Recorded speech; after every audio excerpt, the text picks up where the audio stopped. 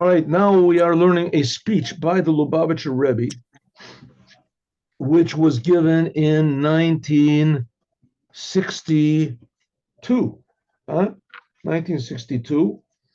And it's about this very enigmatic sentence in, no, 1965, that is given.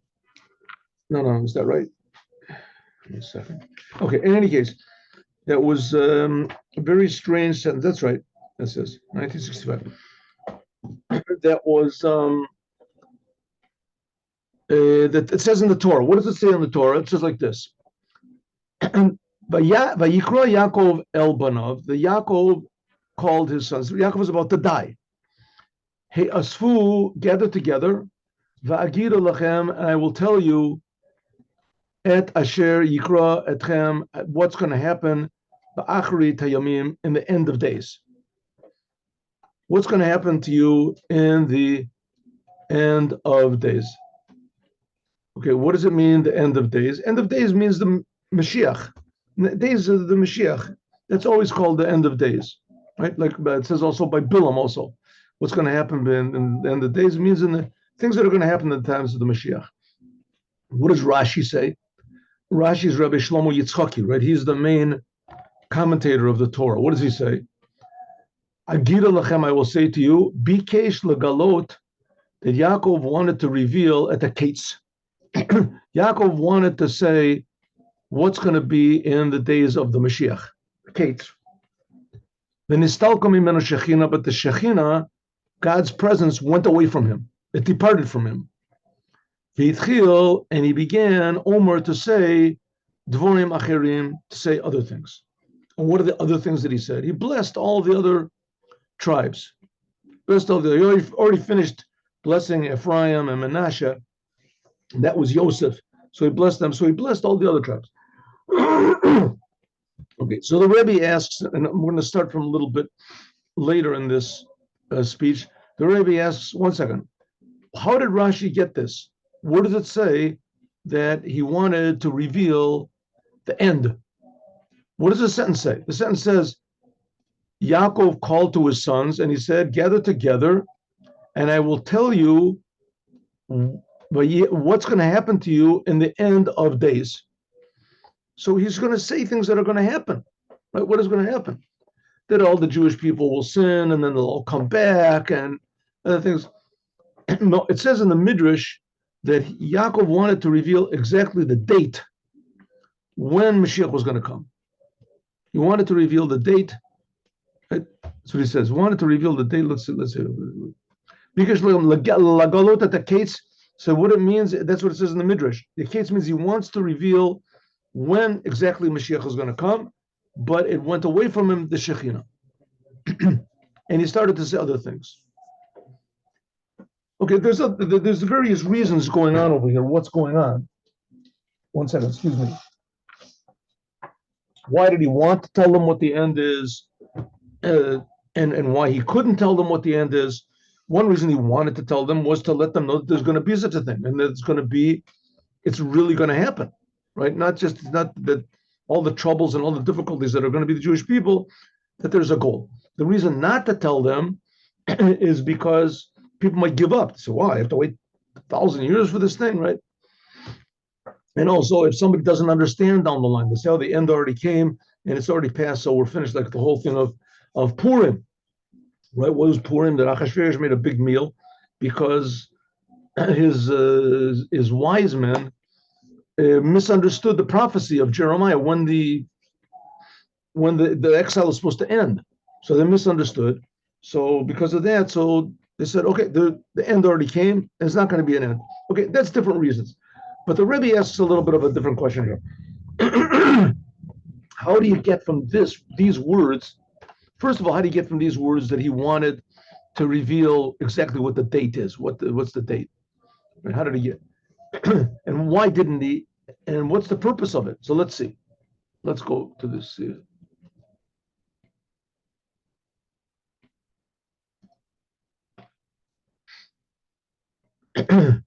So it says, an explanation is like this. Pira davar. 1 minute. So it says in the Zohar, Mavur v'Chasidut is explained in Chasidut, being Gimel Lashonos, that there's three languages used for speaking in the Torah: Dibur, Emira, and Haggadah. Haggadah. What does Yaakov say over here to his family? The Agida lachem, and I will say to you, but this is a strange language, Agida. What does the word Agida imply? The word Agida implies, it says Dibur, the difference between Dibur is speaking, just what things are going to say. Vayedaber Hashem. Amira, this is things that are hidden in the heart. And Haggadah, speaking, these are things that are hidden deep in the mind. Now, sometimes a person could say one thing and mean another thing. So that's the words in it. The difference between the Dibur and Amira are talking about these are things that come out from the external of the heart. In other words, things that you, one second.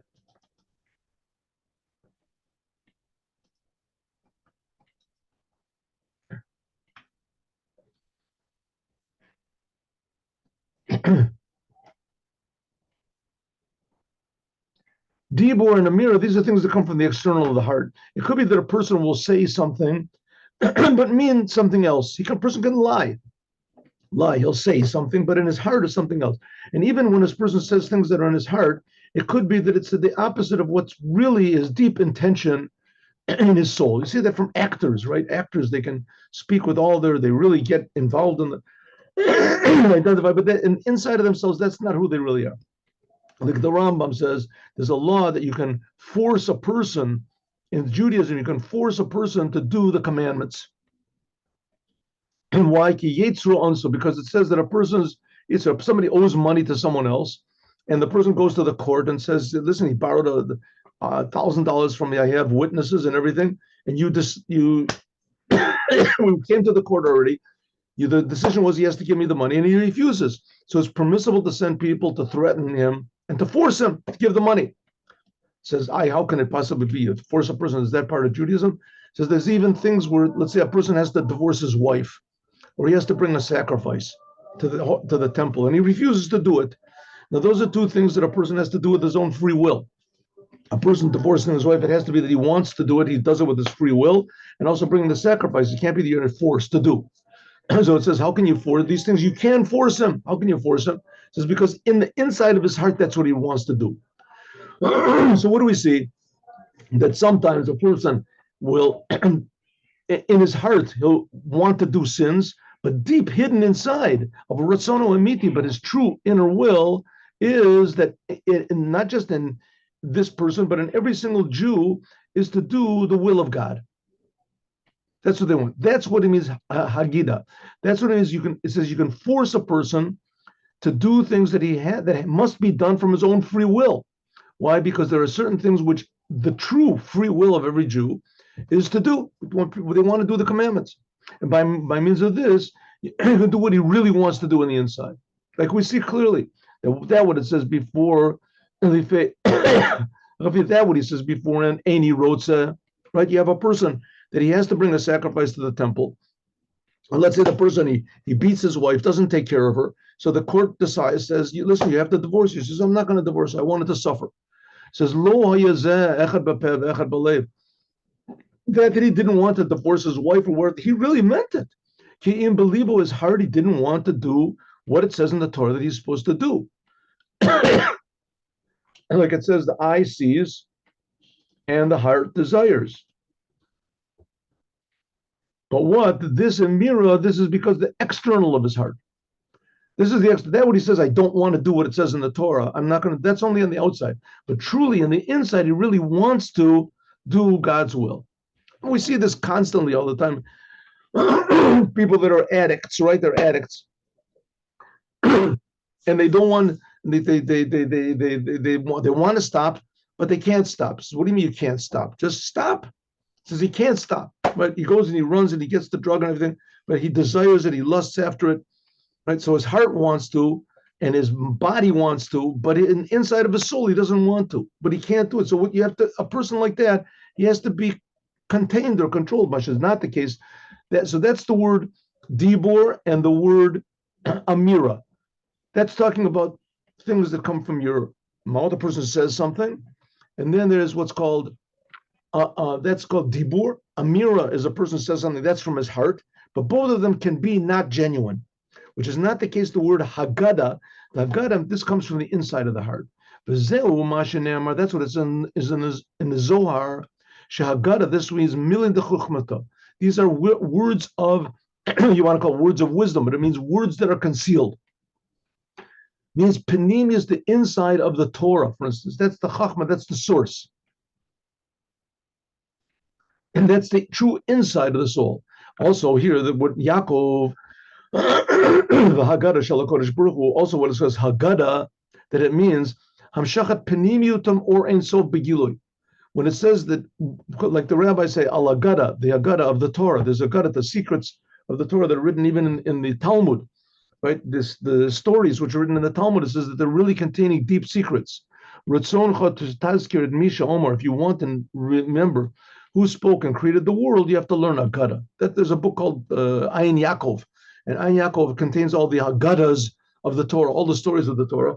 But on the face of things, they seem to be regular and interesting, nice stories. And he says it's not so. They're really tremendously deep ideas hidden in those stories. If you learn that, it puts you into your heart the greatness of Hashem. Ki Haggadah, the inside of the Torah, this shines the inside of God. That's the Torah. When God gave the Torah, he gave himself. So there's, I want to say, three aspects of the Torah. There's the revealed part of the Torah, the commandments, whatever you have to do. Then there's the reasons behind those. But then there's the godliness of the Torah, the godliness of it. So the godliness, that whenever one God, that's called Haggadah. Now we can understand why Yaakov said to his children, come and agida lachem, right? Let's go again. Let's just go back to the original sentence. Vayikra Yaakov, Yaakov called to his sons and he said, gather together, agida lachem, I will tell you. But what does it mean tell you? It means he'll tell you the depth, essence of truth. He wanted to tell what's going to happen in the end of days.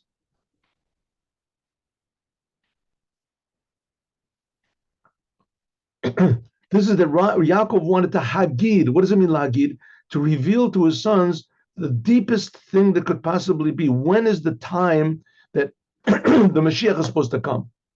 And that is the Gilui Shel Tachlis Satum, the inner hidden reason for the entire creation.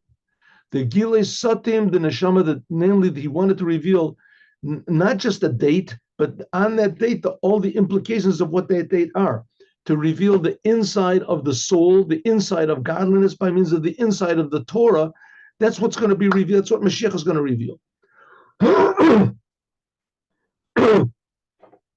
we still have to understand why it says V'nistalkom mimenu shechina. Okay, so again, what did Yaakov wanted to do? He wanted to reveal the date of the coming of the Mashiach and the importance of it. What is the true importance of that date? That all these amazing changes are going to occur in the world. And again, the main point of Mashiach is to teach the whole world how important this physical world is, so that no one will think about going to heaven, and people won't think about themselves. They'll think about, why am I being created every moment, and that I am being created. Right? That's the deepest secret. The date, the actual date that this is going to come, means it reveals the inner reason that everyone in the world is created. Everyone themselves will feel, I am being created for a purpose, and they'll feel it. Right? There's going to be one date when this is going to happen, like one date when the Jews got out of Egypt. Or is it going to be just this general sort of process, and little by little people will know more, and they'll know more and they'll know more? So no, that's true. People will know more and more. That's also true. That's only the preparation. But there's going to be one date when this is going to come. That's what Yaakov wanted to reveal. But the Shekhinah went away from him.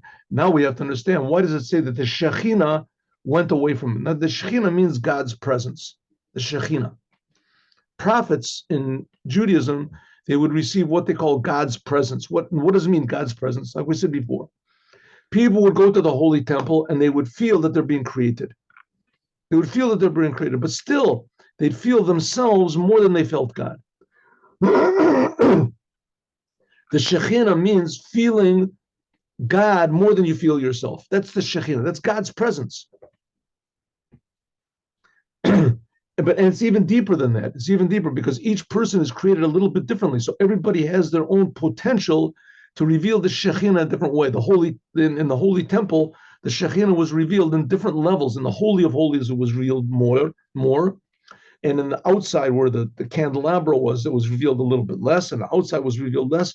And in Jews, there's 10 levels, it says, of holiness in Jerusalem and in the Savi around Jerusalem. Okay, so what does it mean that Yaakov wanted to reveal this end and that the Shekhinah went away from him? Hello, Amakuvan, it means that to give a reason why that Yaakov did not reveal the end of days. The rabbi, the Havilah should have said, it was concealed from him, the end, or something like that. What does it mean that the Shekhinah went away from him? Just that date, he had a date that was going to come, and that went away. It was concealed. But like a person forgets his telephone number or forgets whatever, or he has a good idea, and that's what happened to Yaakov, right? The idea, the awareness of this date and the implications, it just sort of was covered up from him. He just didn't understand. He understood, and all of a sudden like a person gets an inspiration, right? Sometimes you get an inspiration. Oh, I got an idea. Listen, I got an idea. What's the idea? I forgot. Can't remember, right? You remember that song? Remember that song that we used to sing the song? Sure, I remember. It goes like this. Forgot. I don't remember, right? What was the name of that fellow? Remember the fellow that he was the one that he climbed up and he did this? Sure, I remember. What's his name? I don't remember. That's the same thing with Yaakov. Yaakov, he had this date he wanted to give, and he forgot, right? He says, no, that's not what it says. In the Torah, it says, Rashi says that the Shekhinah, God's presence, went away from him. Why is it when the Gam also Tzorech Lahavim? We have to understand. Let's make this a little bit bigger here. Also, we have to understand Hari Omer, it says immediately many things of prophecy.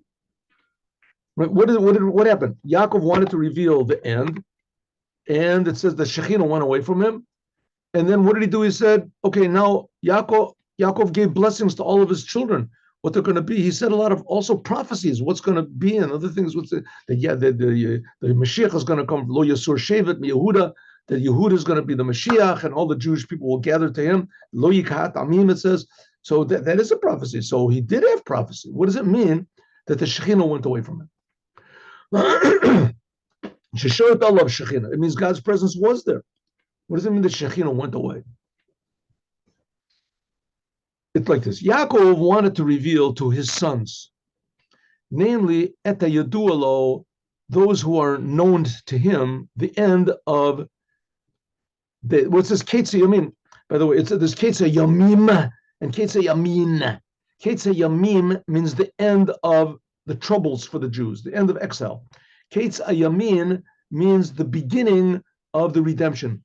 Like you have a rope has two ends to it. So this is in the last end, and this is so this is the beginning of a new thing. That's called the Ketze. That's also called the Ketze. One end of the whole new era, namely the beginning. Right? So Ketze Yamin, that means when the Mashiach is going to come. Kilafi rose enough, according to what it appeared to Yaakov, Shehu Ra'ah, he saw them, Sha'amdu Ba'olamo, who he saw his sons, that he saw that they were all in the same world as him, that they were all in the same attitude.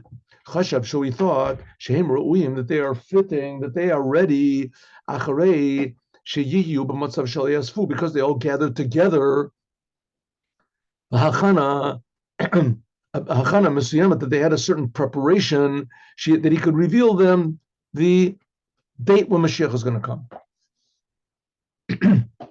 He thought that they were ready, that spiritually they were ready, emotionally they were ready, intellectually they were ready to hear this date and all the implications that are there. Therefore, he said, therefore, he said, gather together. They were already there. They were already gathered. They were already there. But he says, Heasfu means an additional gathering. In other words, that you should have the same mindset as I have.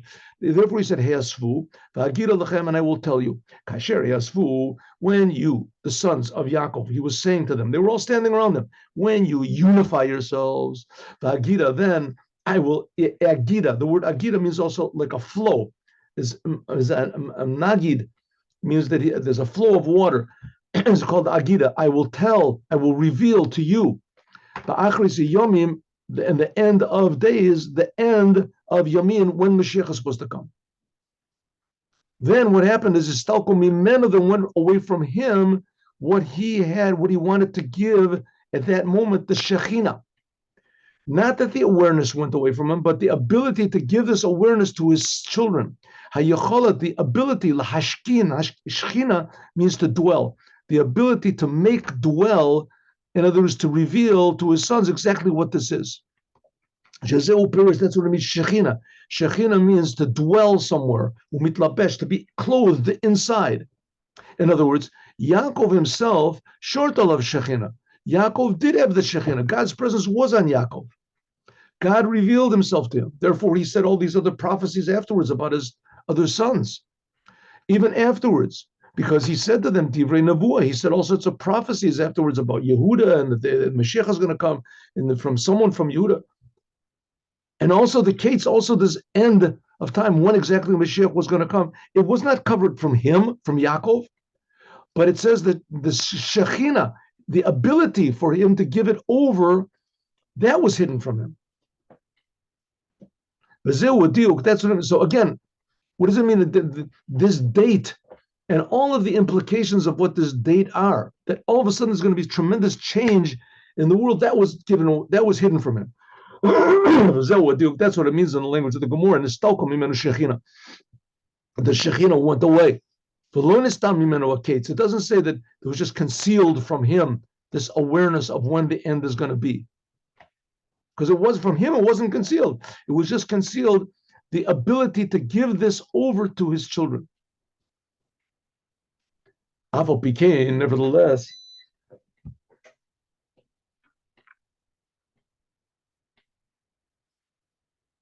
wow, okay. Afal Pikein, nevertheless, Hidgishu Chazal, the rabbis stressed in their language, Nistalko Mimenu Shechina. Nevertheless, the rabbis say that the Shekhinah, God's presence, went away from him. What does it mean? Even though the word of going away, siluk of Shekhinah, is talking about Shenogea Lechiora only to the Shvatim. Oh, he's back. He's back. Suddenly it just stopped again. Okay, here we go. It froze for a minute. Yeah. Yeah, it's going back. Here we go. What do we got over here? 1 second. I got to go like this. I got to go like this. I got to go like this. Okay. What happened? You lost power? Yeah, it must be, but I have one of these power saver changer things over here. So it didn't go off totally. It's just one of them. I didn't have to restart. It restarted. Okay.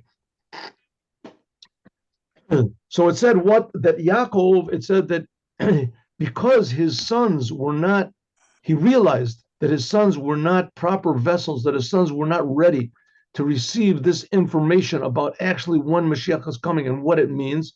He realized this, so therefore this caused a dissent by Jacob also. Like something like we find about Moses, that Moses, it says that when Moshe was on Mount Sinai and the Jewish people were sinning, it says, Lech Reid, God told him to go down. In other words, I have given you greatness, but the only reason I've given you greatness is for the sake of the Jewish people. And when the Jewish people sinned, so Moses lost a lot of his greatness.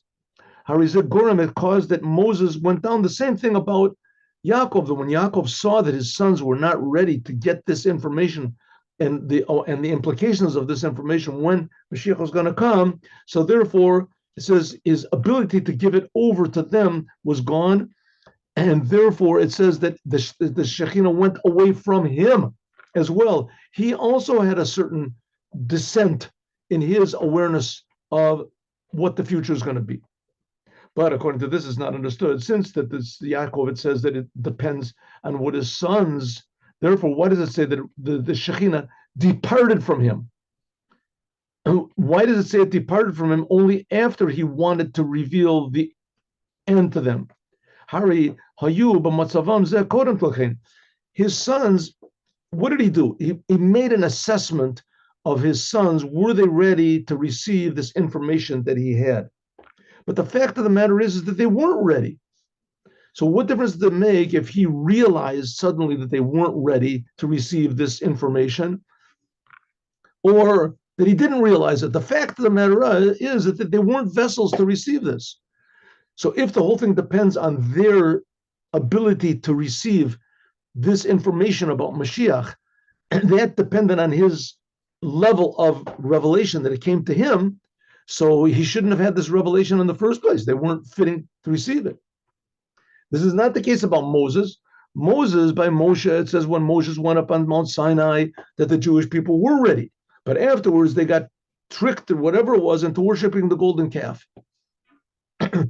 So when they actually worshiped the golden calf, as that was what caused a descent by Moses.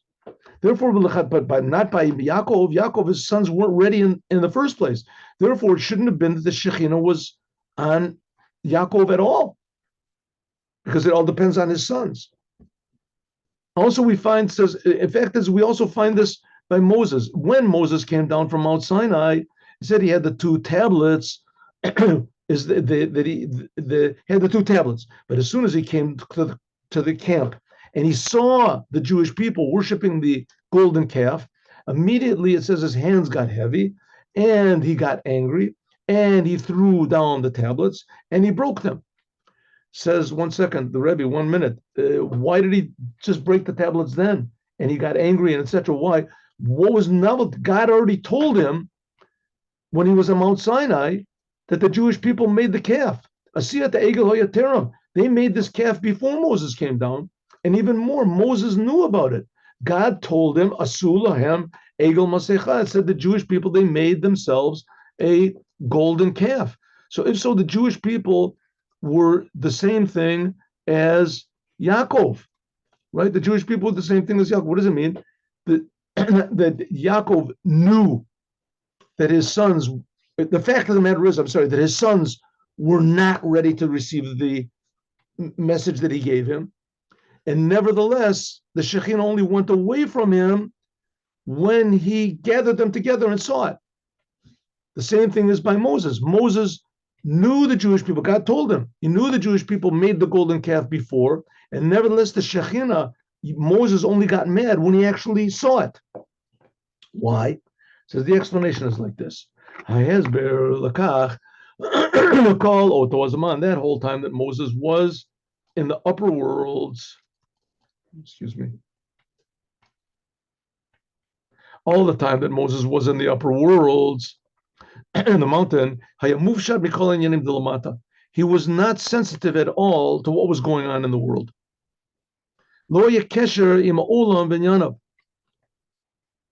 Therefore, Moses was on Mount Sinai. When he heard on Mount Sinai, God told him that the Jews made a golden calf, it didn't really register by him. Therefore, it wasn't really registering by him what it was. Even that already was that the whole, even though the thing already was in the world, the Jewish people were worshiping the golden calf, but Moses just knew about it in an intellectual way. God told him. But when Moses came down from the mountain and then he saw the Egel, then it became relevant to him and he got very angry and he broke the tablets. Similarly, also in our case, even though that also before Yaakov called his sons, the sons were not fit to reveal this secret of when the Mashiach was going to come. Nevertheless, in Kol Zeh, Short of Shekhinah, the Shekhinah was still on Yaakov. The ability to give it over, this information was there to reveal the end. It was there because Yaakov was still like Moses on Mount Sinai. He was still up in the spiritual worlds. From his thought, in God's thought, the idea spiritually, that his sons weren't ready, it didn't really register by him. But as soon as he wanted to reveal this to his sons, then suddenly he revealed that then he was connected more to his sons. He actually saw them. Therefore, the Shekhinah went away. He said, I'm sorry, I can't give to these people. Okay, nevertheless, since that the word Esvu, I tell you, is written in the Torah, so it's understood that Yaakov wanted to reveal the end, it did have an effect also below, until that this part is part of the Torah, and it's eternal. Because if it wasn't part of the Torah, it wouldn't be written in the Torah, it wouldn't be given to the Jewish people.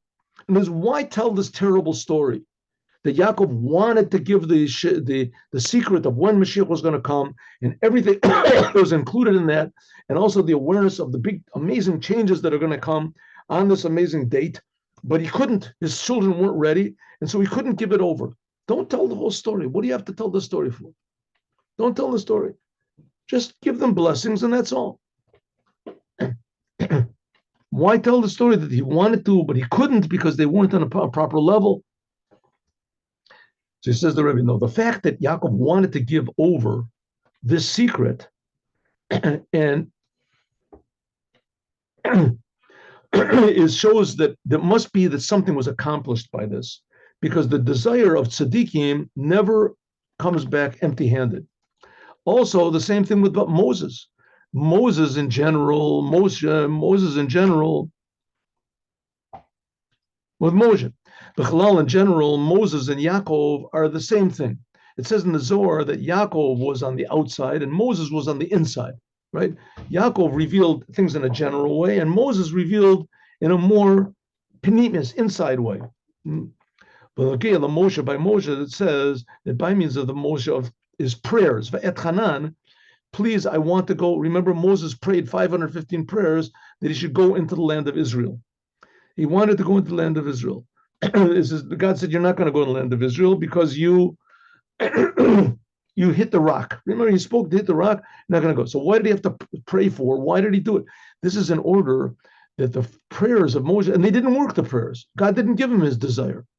So this is a very sort of disappointing thing to us, right? The same thing with Yaakov. He wanted to reveal the case, but the Jews weren't ready. His sons weren't ready.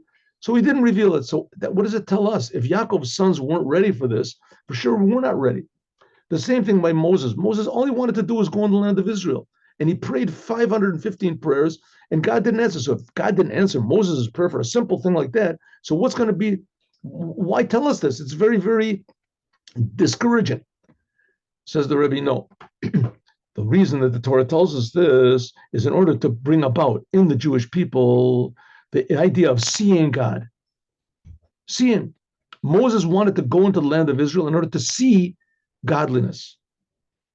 Therefore, this brought about, even though that in fact Moses did not go into the land of Israel, but it's still Moses brought this idea of being able to see godliness in the land of Israel. This brought down B'chenes seeing of the Jewish people in a general surrounding way.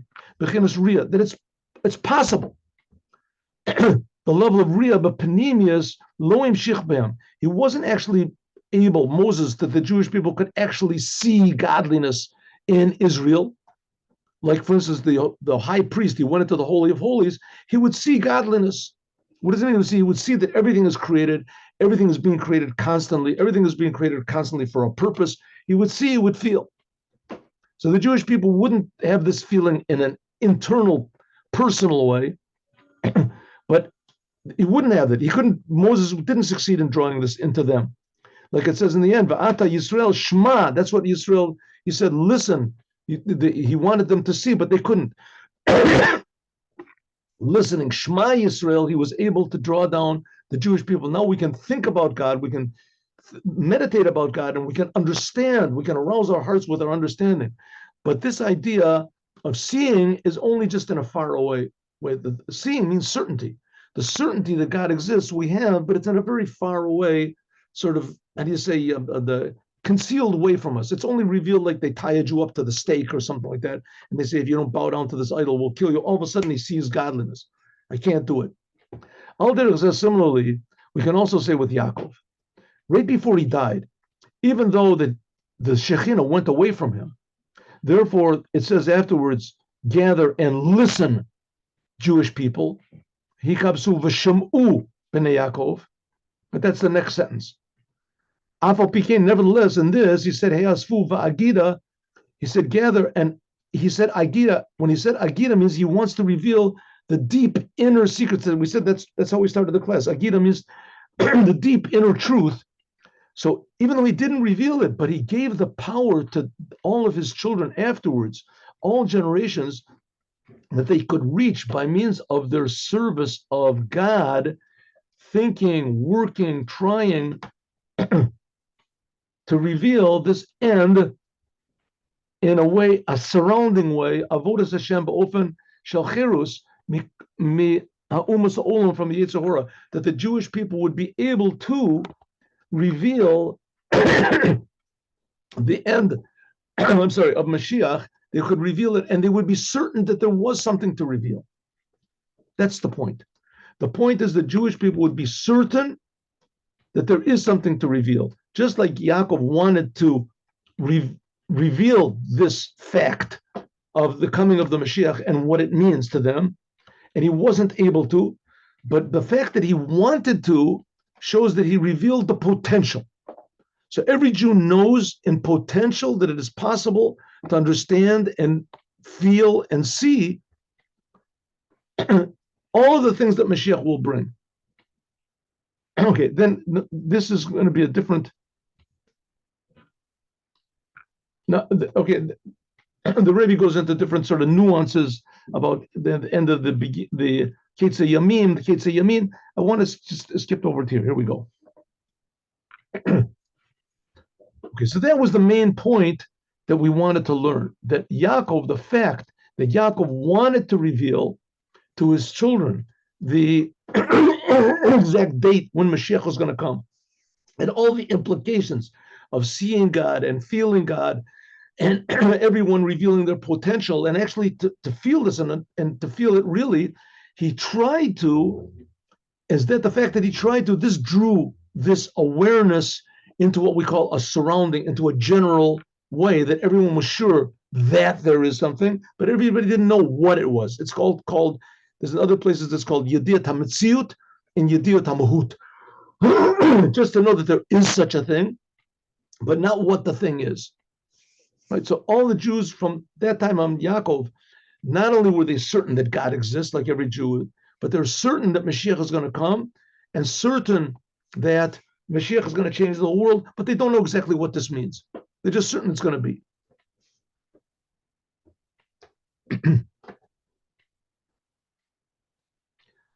This is also a teaching for us now.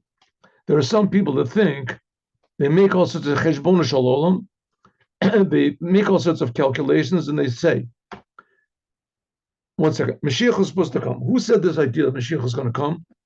God said it to Abraham. He's going to give him the 10 lands, to Yitzchak, to Yakov. Said it to Moses. Here we have the prophecies. Moses, Mashiach is going to come. The prophecies came through Bilam in the Torah. Then we had the first temple, but then things went a little bit sour, and the temple was destroyed. Then we had the second temple. Then they got destroyed.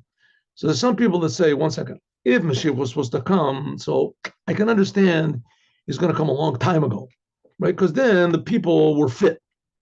It's like Yaakov wanted to give to his children, but as soon as they weren't fit, he couldn't give it to them. That's what we just finished saying. So there's some people that learn from this, and they say, how can it be that our generation, which our generation is the lowest, it's an orphaned generation, Dor Yatom. We don't see God, we don't see holiness.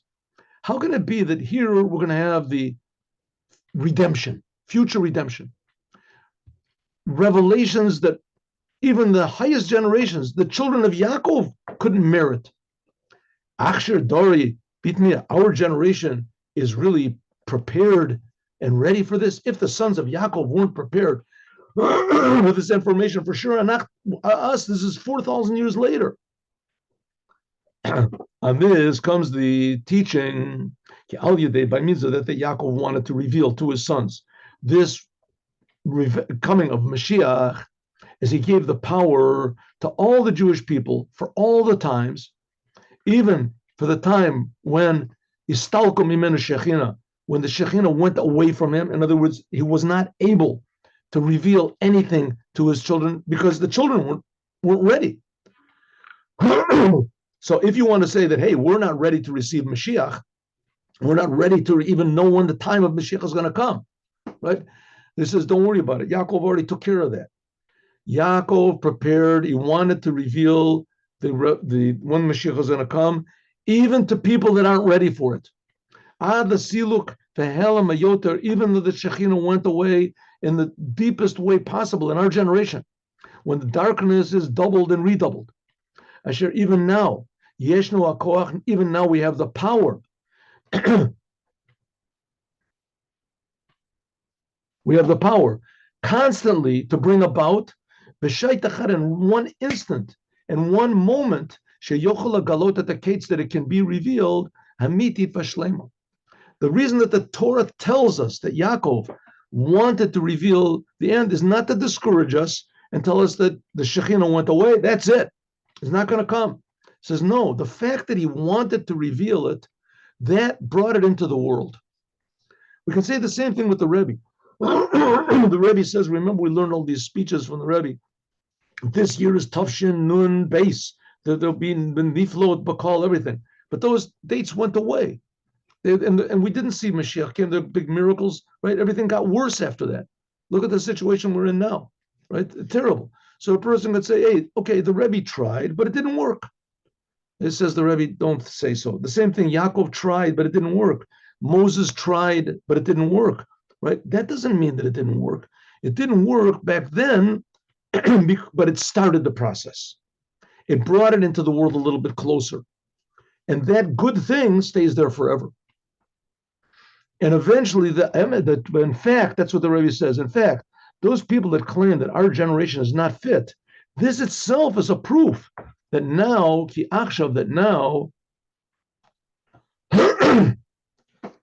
now is the time that the Mashiach should be revealed. Like the rabbis say, 1 minute, let me make this bigger here.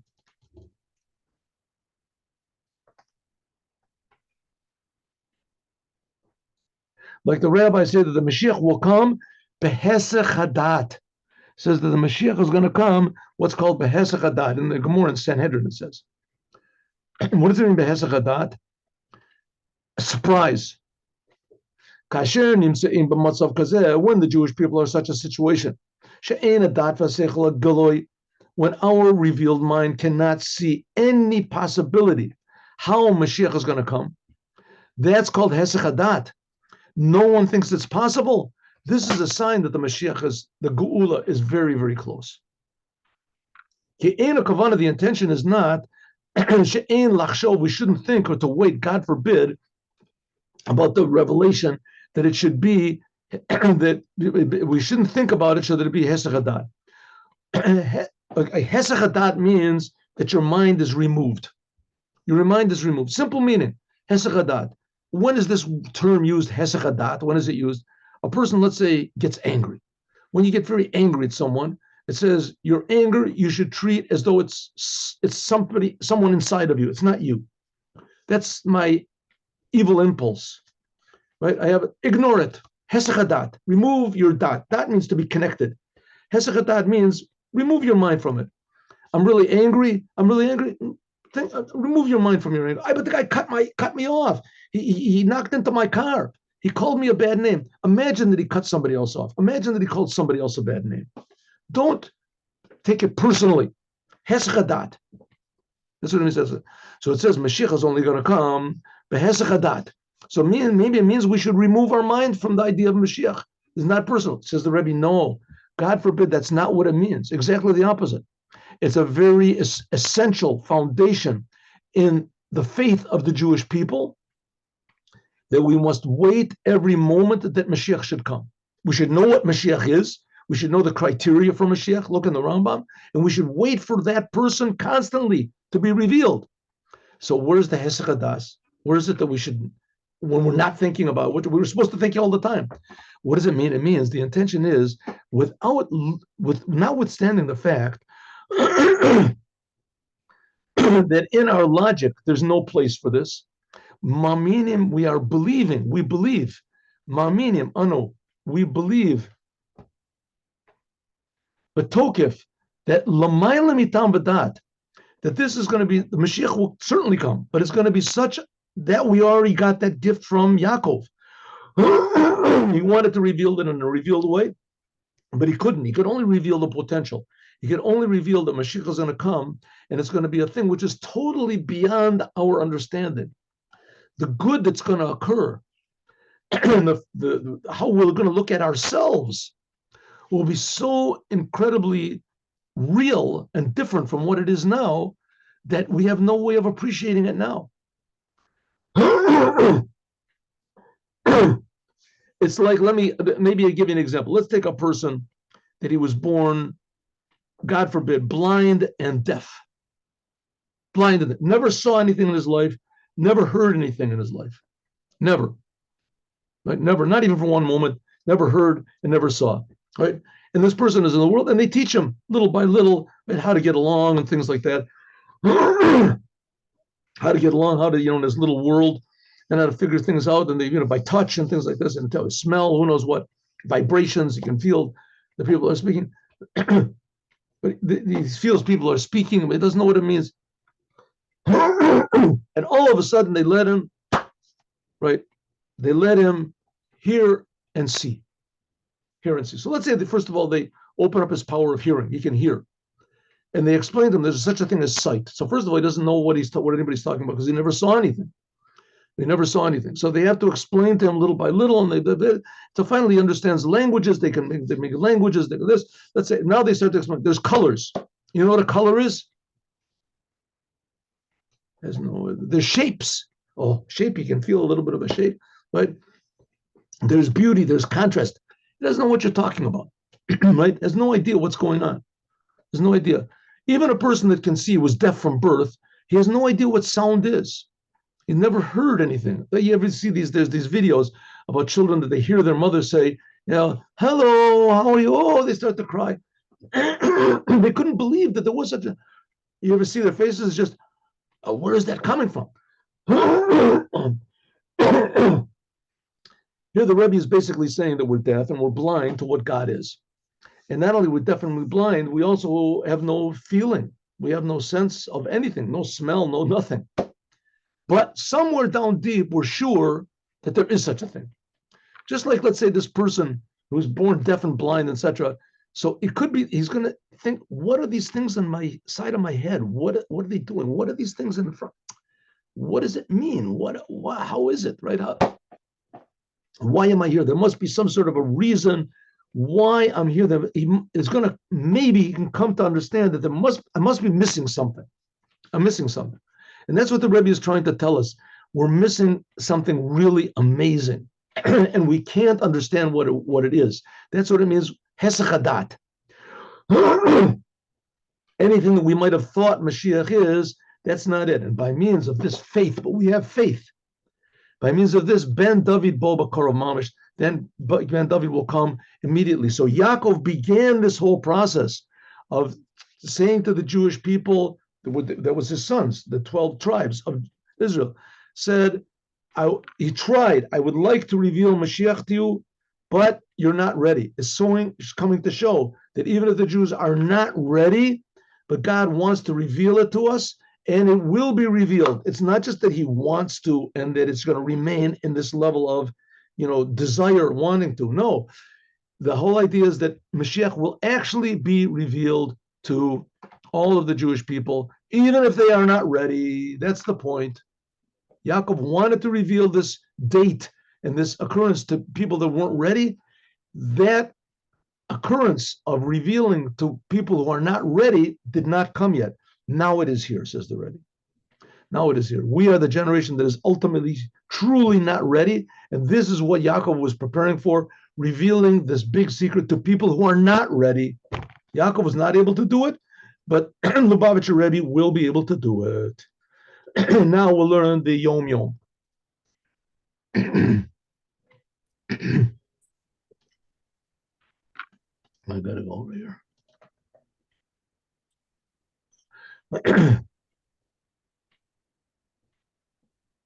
Yeah. Okay. Shabbos also. 1 minute. Here we go.